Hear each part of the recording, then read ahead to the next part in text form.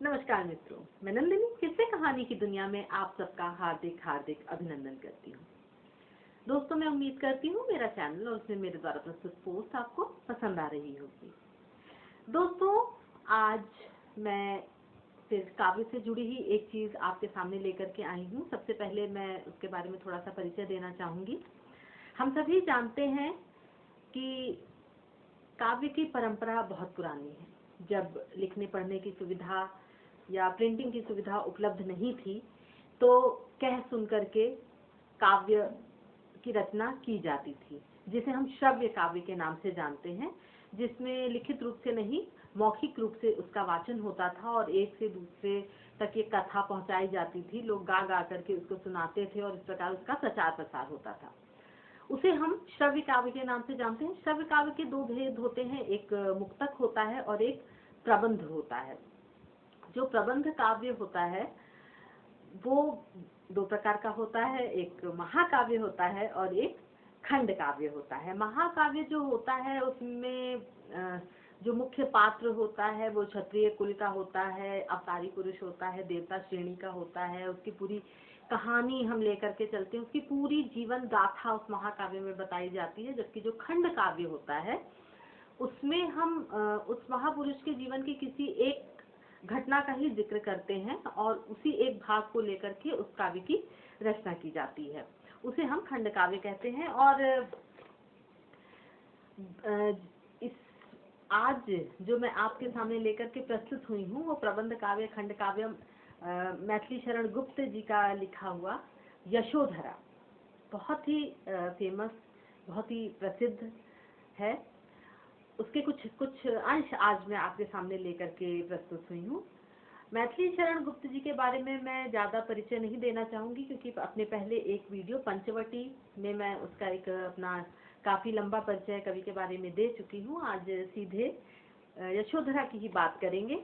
यशोधरा की रचना हुई थी 1933 में।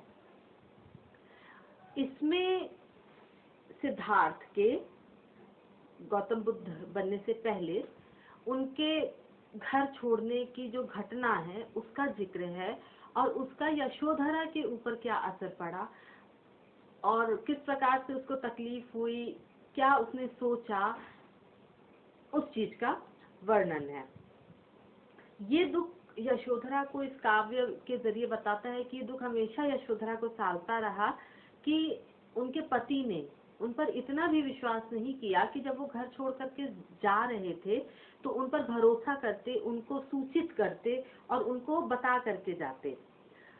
वो मरना चाहती हैं, उनके अंदर जीने की इच्छा नहीं बचती है, लेकिन फिर भी वो मर नहीं सकती क्योंकि पुत्र राहुल की जिम्मेदारी उनके ऊपर है और इस वजह से वो जीने के लिए भी विवश है। घटनाक्रम आगे बढ़ता है और जैसे कि जो संन्यास लेते हैं उनका एक नियम होता है कि ये जानने के लिए कि वो संपूर्ण रूप से मोह माया से मुक्त हो गए हैं कि नहीं, उनको भिक्षाटन के लिए अपने घर जरूर जाना होता है। और वो घर पहुंचते हैं अपने यशोधरा के पास और यशोधरा से भिक्षा मांगते हैं और यशोधरा भिक्षा में उनको अपना सर्वस्व यानी अपना पुत्र राहुल दान में दे देती है और स्वयं भी उनसे प्रार्थना करके संन्यास जीवन ग्रहण कर लेती है। इसका जो प्रथम भाग है महाभिनिष्क्रमण वाला, यानी उनके जो घर छोड़ने वाली जो घटना है वो तो इतिहास में सर्वमान्य है, सभी जानते हैं। लेकिन उसका जो द्वितीय भाग है वो कवि की अपनी कल्पना है, उन्होंने अपनी कल्पना के द्वारा उसको रचा है, उड़ान दिया है कि कैसे क्या चीज घटित हुई होगी। बहुत ही सुंदर और बहुत अच्छे तरीके से इसकी रचना की गई है। गुप्त जी की खासियत है कि वो स्त्री चरित्र को बहुत उभारते हैं। आप पंचवटी देख लीजिए, साकेत देख लीजिए या अब यशोधरा देख लीजिए। इस प्रबंध काव्य की जो शैली है वो चंपू शैली है और भाषा खड़ी बोली है। इस काव्य में श्रृंगार रस की प्रमुखता है, परंतु करुण, शांत और वात्सल्य रस भी इसमें आपको मिलता है। आइए कविता का पाठ शुरू करते हैं कि यशोधरा के मुख से है कि नाथ कहाँ जाते हो, नाथ कहाँ जाते हो, अब भी यह अंधकार छाया है हा जग का, हाँ, जग कर क्या पाया मैंने, वह स्वप्न भी गवाया है। सोते समय जब वो सो रही थी, सिद्धार्थ ने गृह त्याग कर दिया, उनको सूचित नहीं किया। अब वो जगी हैं, उनको सर्वत्र अंधकार ही दिख रहा है। वो कह रही हैं कि कहाँ जाते हो, मैंने जग कर क्या पाया, जो मैं सुखद स्वप्न देख रही थी मैंने वो भी खो दिया। फिर वो अपनी सखी से कहती हैं, सखी वे कहाँ गए हैं, मेरा बाया नयन फड़कता है, पर मैं कैसे मानूं, देख यहाँ यह हृदय धड़कता है।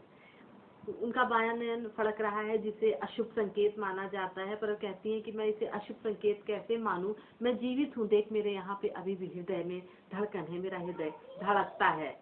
आली वही बात हुई, भय जिसका था मुझे, मानती हूँ उनको गहन वनगामी में। ध्यान मग्न देख उन्हें एक दिन मैंने कहा, क्यों जी प्राण वल्लभ कहूँ या तुम्हें स्वामी में। वो कहती है कि मुझे पहले से इस बात की आशंका थी कि वो कहीं वनगामी ना हो जाए। एक दिन उनको ध्यान मग्न देख मैंने हंसी में उनसे कहा था, क्यों जी तुम्हें प्राण वल्लभ बोलूं या स्वामी बोलूं। चौंके, कुछ लज्जित से बोले हंस, आर पुत्र योगेश्वर क्यों ना हुए, गोपेश्वर नामी मैं, किंतु चिंता छोड़ो किसी अन्य का विचार करूं, तो हूँ जार पीछे प्रिय पहले हूँ कामी में।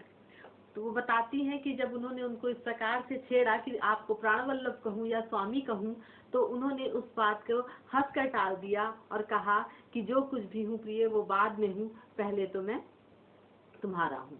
कह आली क्या फल है अब तेरी उस अमूल्य सज्जा का, मूल्य नहीं क्या कुछ भी मेरी इस नग्न लज्जा का।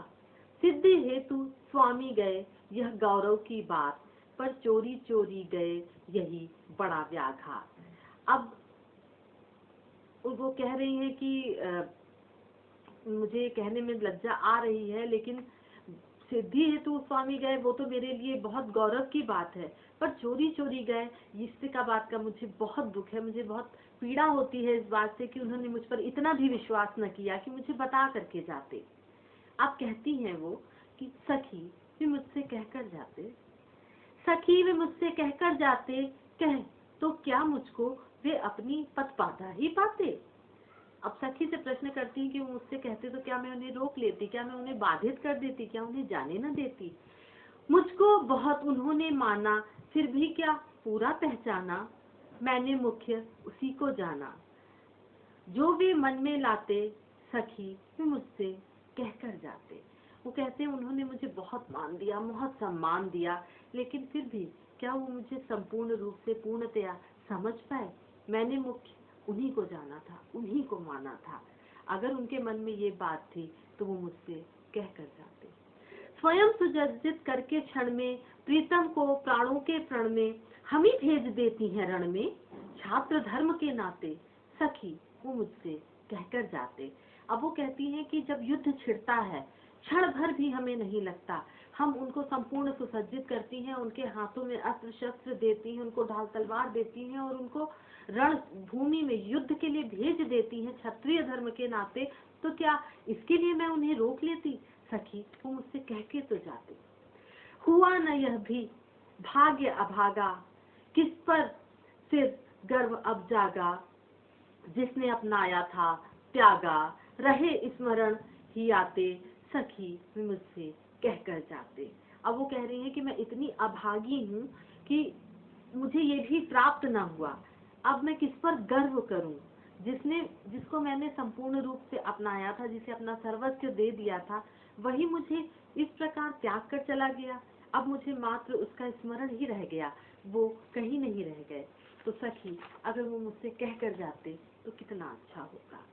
नयन उन्हें है निष्ठुर कहते, पर इनसे जो आंसू बहते, सदै हृदय कैसे सहते। नयन उन्हें है निष्ठुर कहते, पर इनसे जो आंसू बहते, सदै हृदय वे कैसे सहते, गए तरस ही खाते, सखी वो मुझसे कहकर जाते। अब यहाँ उनका सिद्धार्थ यानी अपने पति के प्रति जो प्रेम है वो फिर उमड़ करके आता है। दोष करने के बाद उन्हें कहीं अपने अंदर एक बुरा लगता है, एक लज्जा, एक ग्लानि का भाव आता है, एक गिल्ट फीलिंग होती है, और वो कहती हैं कि नयन उन्हें निष्ठुर कहते हैं कि वो मुझे बगैर बताए चले गए, पर इनसे जो आंसू मेरे बह रहे हैं वो मेरे प्रिय, मेरे पति, वो इतने कोमल हृदय, इतने सहृदय थे, क्या वो उनको सह पाते? मुझ पर तरस खाकर ही गए होंगे, निश्चित ही तौर पे उन्होंने मुझ पर तरस खाया होगा। और लेकिन फिर भी काश वो मुझसे ये बात कह कर जाते, जाए सिद्धि पावे वे सुख से, दुखी न हो इस जन के दुख से, उपालंब दूं मैं किस मुख से, आज अधिक वे भाते सखी वो मुझसे कह कर जाते। अब वो उनके पति हैं, वो उनको बहुत अच्छे से जानती है, तो कह रही है जाए वो सिद्धि पाए, सुख से रहें, इस जन के दुखी से उनको दुखी होने की कोई आवश्यकता नहीं। वो जानती थी कि वो जनता का दुख देखकर, लोगों का दुख देख करके दुखी हो जाते हैं, तो वो कहती है दुखी ना हो वो इस जन के दुख से, अब उनको इस जन के दुखों से दुखी होने की कोई आवश्यकता नहीं है। मैं किस मुख से उपालंब दूं, उपालंब मतलब उनको किसी भी प्रकार से दोषारोपण कैसे दूं, क्या बोलूं उनको, आज वो मुझे अधिक ही प्रिय हो रहे हैं, किंतु फिर भी वो मुझसे कह कर जाते, गए लौट भी वे आएंगे, गए लौट भी वे आवेंगे, कुछ अपूर्व अनुपम लावेंगे, रोते प्राण उन्हें पावेंगे, पर क्या गाते गाते सखी वो मुझसे कह कर जाते। अब उनके अंदर एक विश्वास है कि अगर वो गए हैं तो वो वापस जरूर आएंगे, और वो कह रही हैं अपनी सखी से कि सखी वो गए हैं तो वापस जरूर आएंगे, कुछ अपूर्व, कुछ अनुपम, कुछ प्राप्त करके ही लौटेंगे, और मेरा हृदय जो आज रो रहा है वो उन्हें पाएगा जरूर, पर क्या गाते गाते। अब वो कह रही है कि मतलब वो चले गए, मेरा सुख का समय चला गया, जब वो लौटेंगे जो कुछ भी पाकर के लौटेंगे, पर क्या हमारे ये सुखद दिन जो मैंने रोते बिताए, जो हम संग में अच्छे से बिता सकते थे, क्या वो वापस आएंगे? क्या हम दोनों उतने ही सुख से वापस यही जीवन जी पाएंगे? सखी वो मुझसे कह कर जाते। फिर वो कहती है कि सखी काश वो मुझसे कह कर जाते। तो ये एक नारी का दुख है, एक कवि की कलम से। बहुत सोचने की बात है कि नारी मन की व्यथा को, उसके दर्द को इतने अच्छे से समझकर और इसको प्रस्तुत कर पाना गुप्त जी जैसे महान कवि के ही बस की बात है। उम्मीद करती हूँ मित्रों मेरी ये प्रस्तुति आपको पसंद आई होगी। पसंद आए मेरे वीडियो के नीचे लाइक का बटन है, उसे क्लिक करें, शेयर करें इस वीडियो को अपने ज्यादा से ज्यादा मित्रों के साथ, और मेरे साथ जुड़े रहने के लिए मेरे चैनल को सब्सक्राइब करें। हम और आप फिर यहीं मिलेंगे किसी एक नई चीज के साथ, किस्से कहानी की दुनिया में फिर से एक बार। नमस्कार।